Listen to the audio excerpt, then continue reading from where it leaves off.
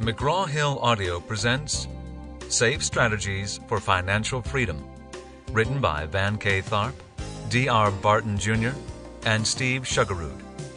Read by John Lescault. Preface.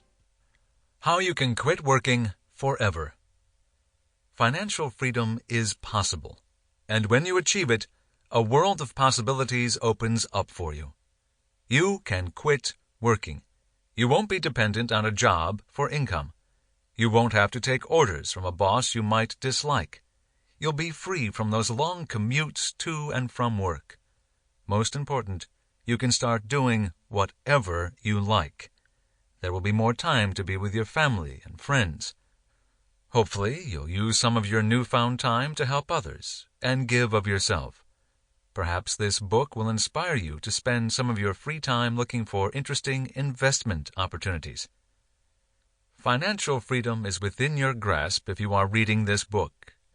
It doesn't matter whether you are a minimum wage worker who is struggling to make ends meet or someone who is earning a great salary and enjoys working. Either way, you'll learn how to attain financial freedom within a few years. In fact, financial freedom is often easier to attain for those who have learned to maintain their lifestyle on less money.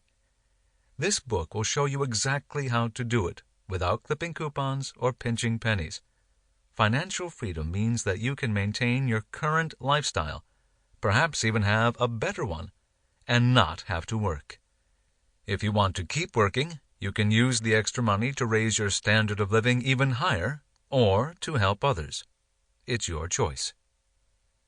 In this book, you will learn a simple strategy that will free you forever. You can live wherever you please and do whatever you want. All you have to do is complete a few simple exercises in Part 1 of this book. Adopt some of the strategies in Parts 2 and 3, and practice the risk control methods given in Part 4. Once you start, you'll see yourself moving closer and closer to financial freedom every month. When I first learned these concepts, it took me 6 months to put them into practice and become financially free. I then taught these principles in a seminar we called the Infinite Wealth Workshop. There were 30 people in that workshop, and by the time it concluded, 5 of them discovered that they were already financially free. They had been struggling with money, or they wouldn't have come to the workshop. Yet all they had to do was change their thinking and do a few simple things to become financially free. The other 25 people in the class estimated that it would take them anywhere from 6 months to 5 years to attain their financial freedom. And I'm now hearing success stories all the time from people I've introduced to this idea. You'll hear from a few of them later in this book. Financial freedom is a realistic objective for you if you are reading this book. Financial freedom doesn't mean that you have all the money in the world. It doesn't mean that you are so fabulously wealthy that, no matter how foolish you are with money, you still would never have to work again. Financial freedom simply requires that you change your thinking and have money work for you instead of you working for money. And you can achieve it quickly, within 6 months to 7 years, depending on your current financial status and your personal psychology. You do it by having passive income that comes in whether you work or not. When your passive income is greater than your expenses, you no longer have to work. Financial freedom is not about how much money you have or how many toys you have. Instead, it comes from a concept developed by R. Buckminster Fuller, one of the real creative geniuses of the 20th century. Bucky, as he was called, said, "If you stopped working today and continued to live at your current standard of living, how long would you last? If you could last a month, then you are 1 month wealthy. If you could last 5 years, then you are 5 years wealthy. And if you could last forever, then you are infinitely wealthy." Many people interpret this to mean, if I need $4,000 per month to live on, and I have $400,000 saved up, then I am 100 months wealthy. However, there is a much better way to look at this concept. What if your $400,000 produced passive income? income you received without having to work. For example, what if you made 12% in passive income from investing in certain stocks with your $400,000? 12% of $400,000 is $48,000. So your $400,000 could give you $48,000 in income. When you divide that yearly income by 12 months, it amounts to $4,000 per month. You could live off that income indefinitely and be financially free. You would never have to work again. Of course, there are a number of issues with this idea. You might think that stocks paying dividends of 12% or giving those rates of capital appreciation are unrealistic. Not true. You simply have to know where to look. There are stocks that give returns of 15% or more in today's market. For example, Steve Sugarud recently found several stocks that he called virtual banks. One stock, Anworth, had a dividend payout amounting to 43% interest over 2 years when he first recommended it in August of 2002. Another virtual bank, Annaly Mortgage, which Steve recommended in March of 2002, paid similar dividends. Both still pay good returns as of this writing, and both have appreciated considerably since Steve recommended them. There are always opportunities like this available to you. But this isn't a book about which stocks to buy. Instead, my goal is to show you how to find such opportunities. In fact, I'll do even better than that. I'll show you strategies in many different investment arenas that pay even higher rates of return. You might wonder if the $4,000 per month that person needed for financial freedom included taxes. It should. But if you meant $4,000 per month after taxes, then you either have to minimize your taxes or include them in your monthly number. The good news is that you'll pay much less in taxes on passive income than you will on earned income. When your money works for you, the returns don't get taxed by nearly the amount that your income gets taxed when you work for money. What if the price of a stock goes down? What if it starts to pay less in dividends? These are valid concerns about risk control, a topic that is covered in Part 4 of this book. Consider generating diverse streams of passive income so that if one area is weak at any given time, you have others to support you. When your passive income is greater than your expenses, you don't have to work. You are infinitely wealthy and have attained financial freedom. The other part of the financial freedom equation is your expenses. I went through an acquisition period in my life that lasted over 2 years. I acquired every toy I could possibly want as soon as it attracted my attention. For me, the joy of getting each toy was the most fun. Once I obtained them, however, those same toys tended to own me. I had to maintain them. I had to clean them. I had to keep track of them. And often, I could not sell them for nearly the price at which I had bought them.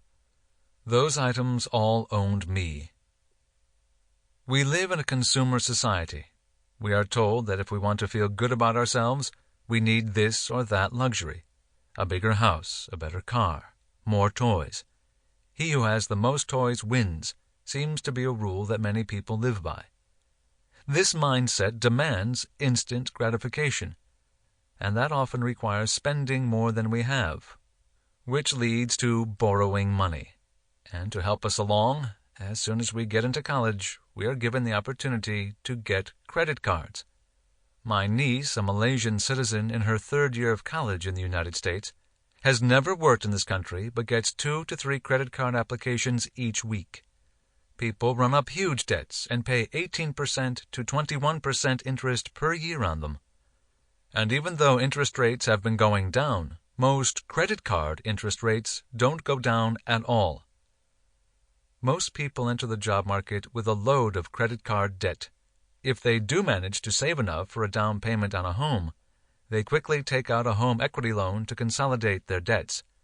That encourages them to run up more credit card debt, which could cause them to lose their house. The average American family has more than $7,000 in credit card debt, which means that they are paying about $100 each month just to service that debt. That $100 in debt payment is probably a lot more than they are saving, and this situation keeps most people a long way from being financially free. USA Today, August 12, 2003, reported that the average college senior has more than $3,000 in credit card debt, and that 28% of college seniors have more than $7,000 in credit card debt. This is on top of their college loans. Debt has become a chronic problem. Most people get their financial education through friends and family. The most common advice in these ad hoc schools of life is, get a good education so you can get a good job. When you've done that, you can buy a nice home, a new car, and a big screen television. After all, the house is only $1,200 per month, the car is only $400 per month, and the television is only $120 per month. You can afford it. Unfortunately, this philosophy doesn't prepare anyone to be financially free. Instead, it conditions people to work at a job to pay for items that continue to cost money, sometimes for as long as they own them. Your banker may even allow you to list some of these items as assets if you approach him for a loan. I want to offer you a better definition of assets. Assets produce positive cash flow that comes to you on a regular basis. So anything in your life that pays you because you own it is an asset. Anything you pay to own, on the other hand, is a liability. Under this definition, the home you live in is probably a liability, even if the mortgage is paid off, because you still have to pay insurance, taxes, and repairs to live in it. And chances are your home doesn't produce 1 penny of cash flow for you each month. Some might argue that if your home goes up in value, it is an income-producing asset, but you don't receive that income until you sell it. Even though you would have to pay money to live somewhere else, and you are not spending money on housing, that simply means your home is a lesser liability, but it's not an asset under this definition. In order for something to qualify as a real asset, it must be producing a positive cash flow, money coming into you on a scheduled basis. As I began to discover how much my possessions were starting to own me, Bucky Fuller's concept of infinite wealth reshaped my thinking. And once I began thinking in terms of passive income and infinite wealth, I started to actively reduce my financial freedom number. As a result, I became financially free within 6 months. It doesn't take superintelligence to do it. It just requires some simple changes in your thinking and some action. Anyone can do it. My goal in writing this book is to help you reshape your thinking in the same way and take some simple steps. The key to financial freedom is to know your financial freedom number so well that if anyone were to ask you, you could immediately say something like, I'm $2,400 per month away from financial freedom. Financial freedom is about reducing that number, and this book is designed to teach you how. Chapter 1. What it takes for you to never have to work again.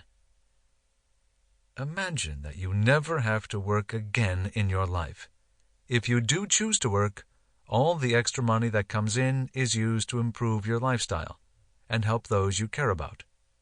You take 2-month-long vacations each year. You even have a list of places you want to visit, exotic places around the world that most people will never get to see. You are now free to spend most of your time doing the things you love to do. You spend at least 30 hours per week on your hobbies. In fact, you have a new interest, finding deals and investigating investment opportunities. The amazing part is that your new hobby will bring you much more money than you ever made while you were working 50 hours per week at a job. You also have plenty of time to exercise, to eat right, and to be happy. Now that you are financially free, that's just what you do. All that took for this to happen was a small shift in the way you thought about money. It took you about 18 months to achieve this financial freedom, and it started with a simple step: determining your financial freedom number. Let's go through the exercise of determining your financial freedom number right now. It will only take you about 15 minutes. And isn't it worth a few minutes of your time to figure out what it takes to get rid of your boss, your job, and your money worries? Step 1. Calculate your monthly expenses. Start with your monthly income and write that down. If you are a U.S. taxpayer, you can take the information from line 22 of your 1040 tax return. If you take this number from your tax return, remember to divide it by 12 to get your monthly income. If you are not from the United States, take the total income figure from the tax return that you do file. For example, determine how much you spend per month in charitable expenses. If you give $300 to charity each month, enter that amount. You might then determine that you spend $670 on taxes. Fill in all of your expense items such as housing, travel, food, insurance, recreation, etc. If you discover that you spend more than you make, i.e., your expenses seem to be more than your combined income, then determine what's wrong. Either you made an error in your computations, or you are spending too much, meaning that you're using your savings or borrowing money each month to pay expenses. But don't worry, you will learn how to fix the problem later. When you finish, do a reality check to make sure that your number makes sense. For example, if you make $4,000 per month and typically run out of money by the end of the month, then total monthly expenses of $3,500 before savings do not make sense. If you run out of money by the end of the month, how can you have only $3,500 in expenses? You've obviously missed some expenses, and you need to find them. If your numbers suggest that you are saving $500 each month, be certain that $500 is what you are actually putting away. Be honest with yourself and determine where your money is going. This exercise was intended to give you a good estimate of your expenses. If you do only what was asked and the numbers add up, you will probably get 90% of the intended results. If you want to dig deeper for more accuracy, take whatever time you need to gather the records to verify or correct your original estimates.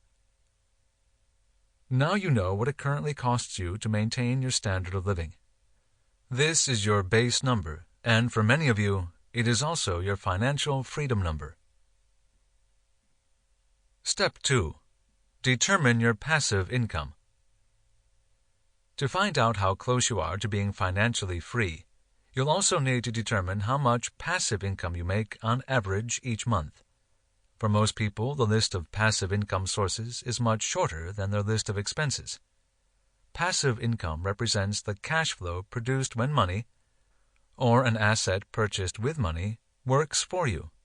This cash flow may come from an investment in real estate, in a business, in stocks, in bonds, or in other financial instruments.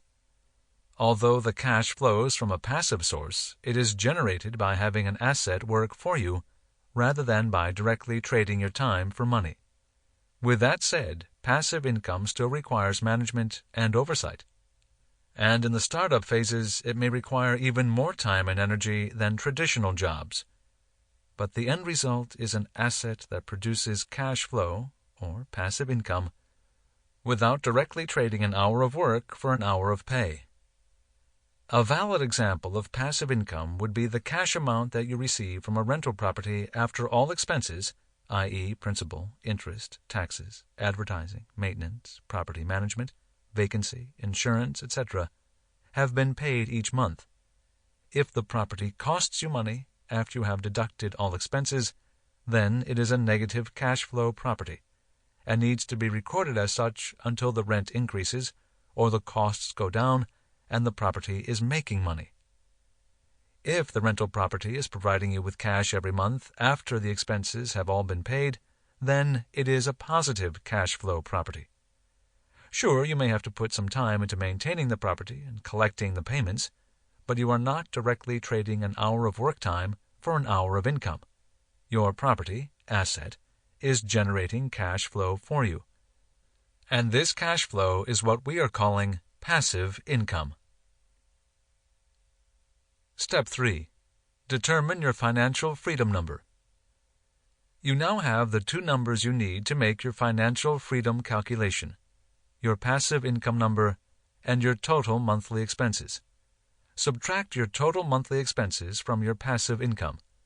If this number is 0 or greater, meaning that your monthly passive income is greater than your monthly expenses, then congratulations, you are financially free. You just need to manage your finances and investments so that you keep that freedom. If your number isn't greater than 0, then your job is to drive it toward 0 or better. The other steps in this plan are designed to help you do just that. From this point on, you can take a two-pronged approach to achieving financial freedom, driving your monthly expenses down while simultaneously raising the amount of your monthly passive income. Let's look at how to calculate your number. Let's say your monthly expenses total $3,700, and your monthly passive income is $400. Your financial freedom number is the difference between them, or minus $3,300. If you could figure out how to reduce your expenses by $3,300, how to increase your passive income by $3,300, or some combination of the two, you would be financially free, and you could do that fairly quickly. What your financial freedom number means. In the remainder of this book, you are going to learn ways to reduce your financial freedom number. These include reducing expenses you don't need to keep your standard of living, reducing your taxes and your debt, neither of which have anything to do with your standard of living, redeploying your assets so that they earn more passive income, and developing new assets that bring in passive income. Your overall objective is to make sure your passive income is greater than your expenses, and your financial freedom number is your measuring stick. The closer your number is to 0, the closer you are to financial freedom. If your financial freedom number is minus $1,500, it will require much less time and effort to reach 0 than it will if your number is minus $9,000. Thus, some people who might have considered themselves to be poor will find that they are actually close to financial freedom. Others might find that their journey to financial freedom is longer than they thought it would be because they have a bigger number. But no matter what your number is, financial freedom is within your reach within 5 years if you simply change your thinking. Yes, really. Chapter 2. Saving for your financial freedom. Jim Jackson is a simple guy. He has a degree from the local state college and owns a small engineering consulting service with about 20 employees. He works about 50 hours a week, but he could sell his business tomorrow and never have to work again. His house, a simple 4-bedroom ranch house in a modest neighborhood, is paid off, and so is his car. He's accumulated $650,000 in savings, and he's putting that money in investments that return him about $50,000 per year in income. More than enough to pay for his lifestyle, to finance his charitable contributions, and to allow him to travel wherever he wants to go. Jim is debt-free, and it all began with saving. People may know about saving, but Americans don't save well. The U.S. savings rate tipped to 0.3% of income in October of 2001. The lowest level since the Great Depression. You can end up like the vast majority of Americans who have next to nothing in savings, and who will be working forever. Or you can change and end up like Jim Jackson. The choice is obvious. It's time to change your savings habits to fuel your journey to financial freedom. Paying yourself first. Automatic investment plans. The government knows that getting paid first is important if you want to collect your money. That's why income taxes are taken out of your paycheck before you even see it. You need to set up the same practice. Planning to save some of the money that you take home doesn't work. So arrange to have the money taken from your paycheck before you bring it home. One of the simplest ways to begin paying yourself first is to start an automatic investment plan.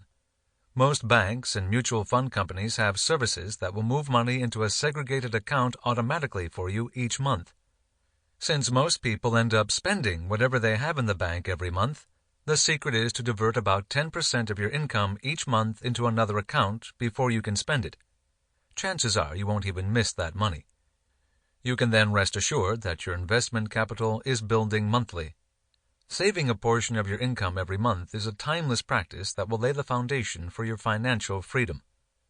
You have to think like a financially free person before you can become one. Your goal is to start or continue saving to build your asset base. Learning how to save. There are two keys to saving for financial freedom.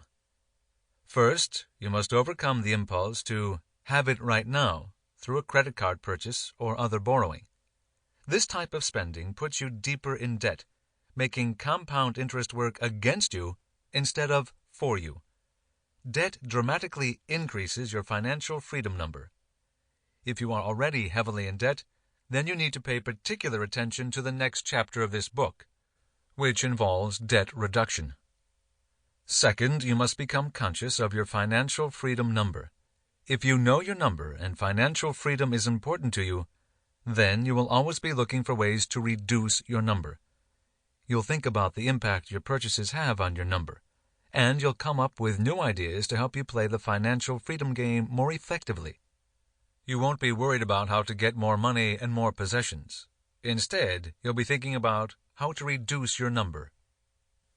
Once you become financially free, any additional income you earn can be used to increase your assets, which will in turn produce more passive income. The net result is that you will be able to quickly raise the standard of living at which you are financially free and help others as well. If you were making $3,000 a month in passive income, and you raise it to $5,000 per month, you have just raised your standard of living by $2,000 per month. The financial freedom game is totally different from the old, how can I get more game? It's much more fun, much more attainable, and much more personally satisfying. Chapter 3. Getting out of debt in just a few years.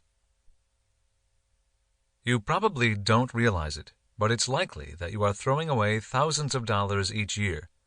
Fortunately, keeping that money is an easy way of getting closer to financial freedom. So let's get to it. Suppose you spend $250 per month on cigarettes. Not an unreasonable amount for someone who is addicted. If your financial freedom number is $5,000, then eliminating that one expense would improve your health and bring you 5% closer to financial freedom. That's equivalent to putting $30,000 into a passive income investment that pays you 10%, or $250 per month. Let's look at a few other suggestions. You can buy automobiles wholesale at auctions or on eBay. In addition, quality cars depreciate more slowly than other vehicles. For example, you can purchase a Lexus with about 100,000 miles on it for less than $10,000. You can drive it 50,000 miles and still sell it for close to what you paid for it. Many people are making car payments of around $350 per month.